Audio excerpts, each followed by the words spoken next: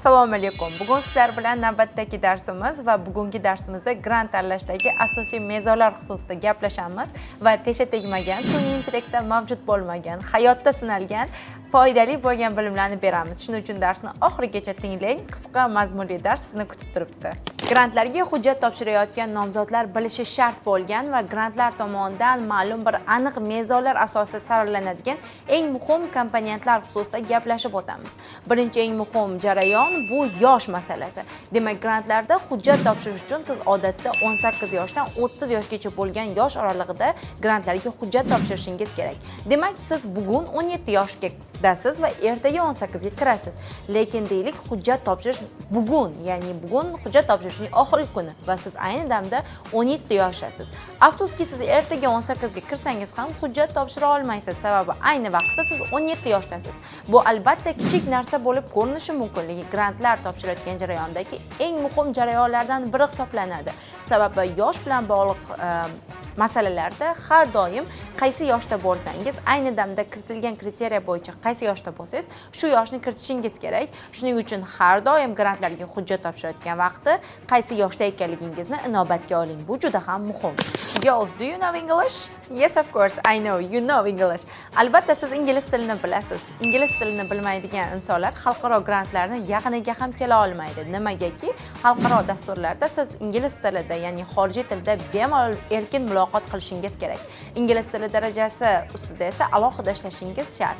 Demak, grant dasturlariga hujjat topshirish jarayonida til sertifikatlari sizdan talab etilishi mumkin. Ko'p holatlarda IELTS, Duolingo, CELTA kabi xalqaro til sertifikatlariga ehtiyoj seziladi. Agar sizda hali til sertifikati bo'lmasa, bu stressli va qo'rqinchli jarayon emas. Ba'zi dasturlar hech qanday sertifikat so'ramaydi. Ular siz bilan, demak, intervyu jarayonida tilni qanday bilishingizni aniqlab oladi.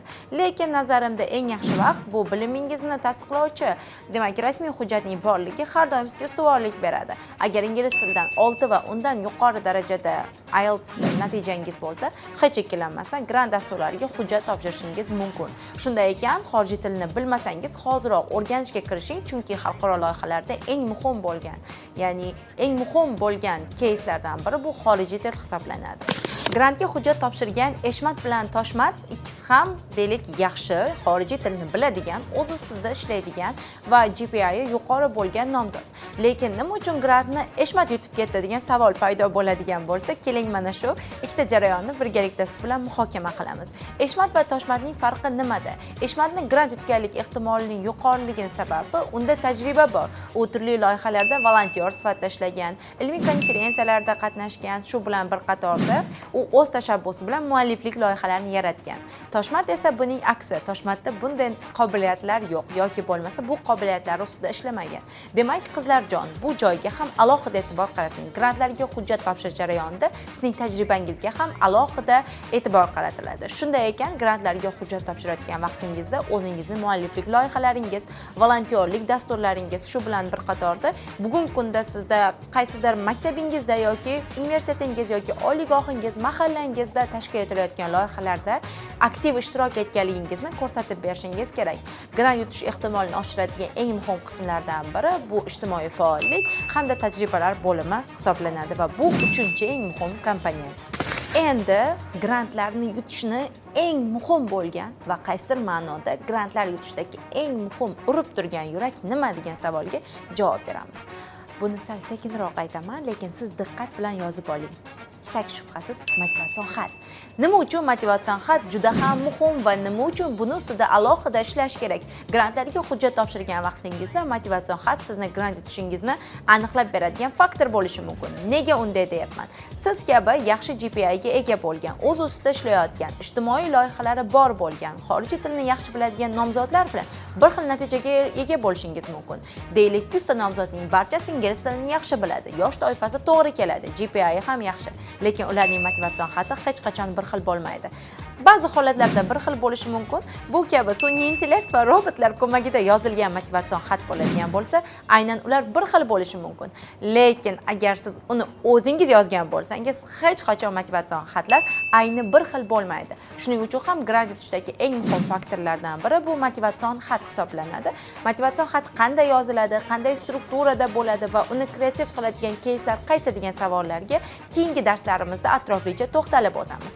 Va bilib olishingiz shart bo'lgan grantlar uchun hujjat topshirayotgan nomzod sifatida eng muhim hujjat sifatida ahamiyat qaratishingiz kerak bo'lgan jarayon bu motivatsion xat ekanligini aytib o'tmoqchi edim. Va diqqat qiling, bu 4-chi eng muhim komponent edi. Keling, sizga ko'maklashaman. Qaysi turdagi grantlar sizga mos ekanligini atigi 3 daqiqada aniqlashga yordam beraman. Buning uchun hozir biz siz bilan birgalikda testdan o'tamiz. Javoblarni belgilash uchun varaqlarni tayyorlang va sizga albatta ruchka kerak bo'ladi. Unda qani ketdik. Demak, savollarga to'xtalamiz va sizga quyidagi savollarni beraman. Yoshingiz nechida? Agar yoshingiz 15-17 yosh toifasida bo'lsa, A variant. Agar yoshingiz 18-22 yosh toifasida bo'lsa, B variant. Agar yoshingiz 23 yoshdan 30 yoshgacha bo'lsa, C variant. Agar yoshingiz 31 yoshdan yuqori bo'lsa, D variantni belgilang. Yaxshi, endi esa ikkinchi savolga o'tamiz. Til bilish darajangiz qanday? Agar sizda IELTSdan 6,5, TOEFLdan 90 daraja bo'ladigan bo'lsa, A variant. Agar siz IELTSdan 5,5 daraja hamda 6 o'rtasida bo'ladigan bo'lsa va sizda ingliz tili ayni damda B2 levelda bo'ladigan bo'lsa, B variant. Agar sizda hali sertifikat yo'q, lekin ingliz tilini o'rganish jarayonida bo'lsangiz, C variant. Faqat o'zbek yoki rus tilini biladigan bo'lsangiz, D variantni belgilashingizni so'rayman. Juda ham chaqqonsiz qizlar, rahmat. Keyingi savolga o'tamiz. Sizning maqsadingiz A variant magistratura va PhD da o'qish, tajriba orttirish, malaka oshirish esa B varianti, ijtimoiy loyiha yuritish C varianti, onlayn kurslarda qatnashish esa D varianti. Belgilashga o'rgandingizmi? Juda ham ajoyib. Davom etamiz. Sizda qanday tajriba bor? A. Ilmiy yoki akademik faoliyat. B variant ijtimoiy faollik, volontyorlik. C varianti esa ish tajribasi. D variant esa halicha hech qanday tajribasi yo'q do'stlarimiz uchun. Qizlarjon, 4 ta javobni ham belgilab qog'ozga tushirgan bo'lsangiz, 1 soniyadan so'ng natijalarni ekranda ko'rsatamiz. Agar sizda ko'p A javoblar bo'ladigan bo'lsa, demak akademik grantlarga hujjat topshirishga tayyorsiz. Agar sizda javoblar soni B da ko'p bo'ladigan bo'lsa, siz turli xil yozgi maktablar, internship dasturlari, akademik mobillik dasturlari orqali dunyoning nufuzli oliygohlarida o'qishingiz mumkin. Agar sizda savollar orasida C variantini ko'p belgilagan bo'lsangiz, ijtimoiy loyihalar, grant dasturlariga hujjat topshirishingiz mumkin. Ya'ni bu sizni ijtimoiy rivojlanishingizga yordam beradi.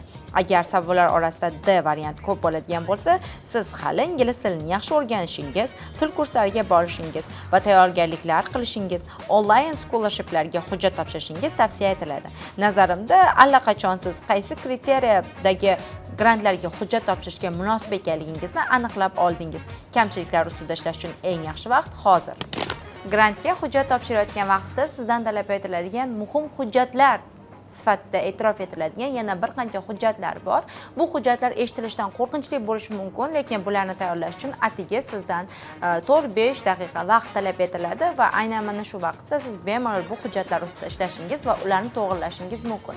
Birinchisi bu akademik transkript hisoblanadi. Agar siz oliygohda o'qiyotgan talaba bo'lsangiz, ko'p sonli grantlardan sizdan akademik transkriptlar talab etiladi. Sababi siz bu oliygohda qaysi fanlardan, qanday natijada o'qiganingiz aks etgan ushbu hujjat sizni grant yutishingizda eng yuqori muhim faktorni bajaradi. Shuning uchun ham transkriptlar talab etiladi. Buni eng oson ingliz tilida tarjimasi bilan topishingiz mumkin bo'lgan versiyasi Hems platformasi orqali yuklab olishingiz mumkin yoki siz boshqa, demak, ta'lim muassasalarida o'qiyotgan bo'lsangiz, maxsus bir platformalar orqali ingliz tilidagi versiyasini yuklab olsangiz, bemalol grantga hujjat topshirayotgan vaqtingiz foydalansangiz bo'ladi va bu ortiqcha qiyinchiliklar tug'dirmaydi. Ikkinchi eng muhim hujjat bu CV hisoblanadi. CV bu sizni imkoniyatlaringizni 2 daqiqada ko'rsatib bera oladigan 1 yoki 2 betdan iborat bo'lgan hujjat va bu yerda obyektivkadan farqli o'laroq sizning, demak, akademik yutuqlaringiz, kasbiy ko'nikmalaringiz, sizda mavjud bo'lgan soft hamda hard skilllaringiz ko'rsatiladi. Shuning uchun ham